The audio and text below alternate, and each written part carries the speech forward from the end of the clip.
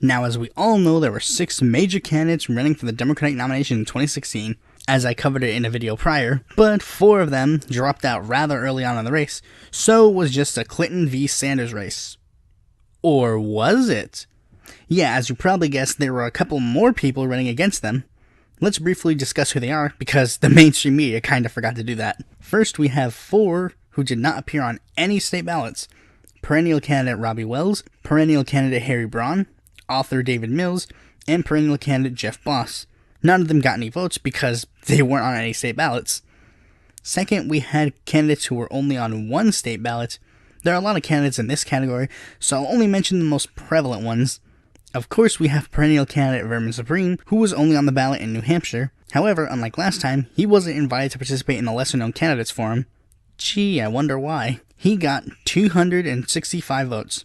Then there was chess player and 2012 Libertarian presidential candidate Sam Sloan, also on the ballot in New Hampshire. He got 15 votes. He had a Wikipedia page of his own. I felt that he deserved some mention. In Illinois, they had Larry Joe Cohen, who got 2,407 votes. In North Carolina, we had attorney Lloyd Kelso. He participated in the lesser-known candidates presidential forum. Kelso got 46 votes. In Texas, they had Calvis L. Hawes, who got 2,017 votes. But the most prevalent one in this category was Paul T. Farrell Jr. Farrell cited his reasoning for running being West Virginia's disenfranchisement with the national candidates, a la 2012. He was mainly running as a conservative protest candidate that was only bringing attention to the economically gutted regions of the state brought on by the war on coal. Farrell managed to get 8.94% of the vote in the West Virginia primary. His best performance was in Mingo County, where he got 2nd place with 113 votes more than Hillary Clinton, yet she still got the most delegates, but that's neither here or there. But like last time, I know the ones you really want to know about, the ones who are on multiple state ballots. Smaller candidates in this category include perennial New York Democratic and Liberal Party candidate Stephen Burke, who was on the ballot in New Hampshire and Louisiana. He got 4,892 votes. Perennial Democratic and Republican Party candidate Robert Starr Locke, who was on the ballot in New Hampshire, Texas, and Oklahoma. He got 5,201 votes.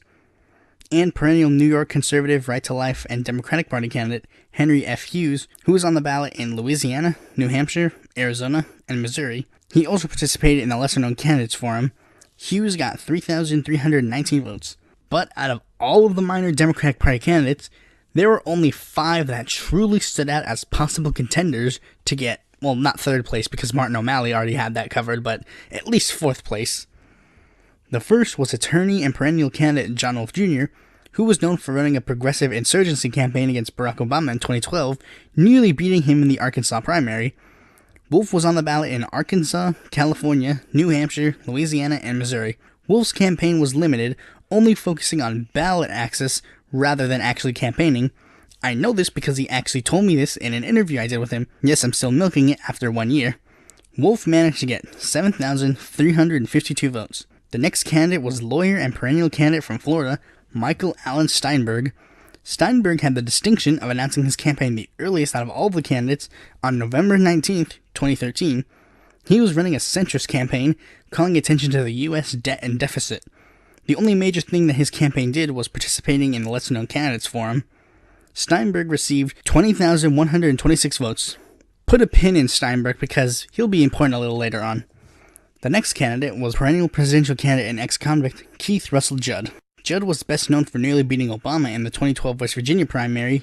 Judd submitted a handwritten note to the FEC to confirm his entry into the race. Judd was on the ballot in California, Louisiana, Missouri, New Hampshire, Oklahoma, Texas, and West Virginia. Judd managed to get 20,305 votes.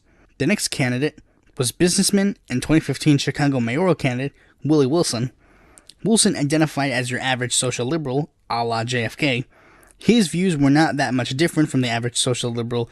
The most progressive position that he took was ending the U.S.'s, quote, religion wars. He did receive some criticism, not for the policy positions that he took, but for how he said it. A poor city kid just tried marijuana and can be sentenced long years in prison. The dealer that brought it to him or her make millions of dollars and goes free. Is that fair? I don't think so. It's time we focus on the criminal and not the victim. Correcting injustice like this should be a priority of your president. If elected, it would be mine.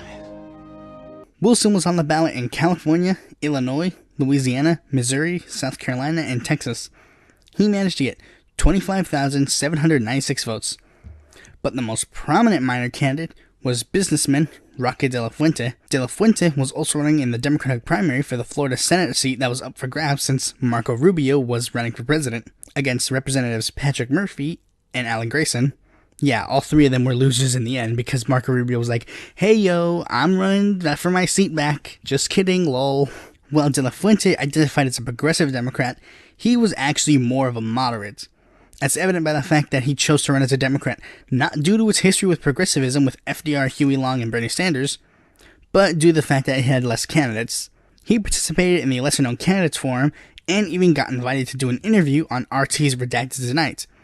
De La Fuente's major platform plank was being that he opposed Trump's immigration policy, most likely attributed to his Hispanic heritage.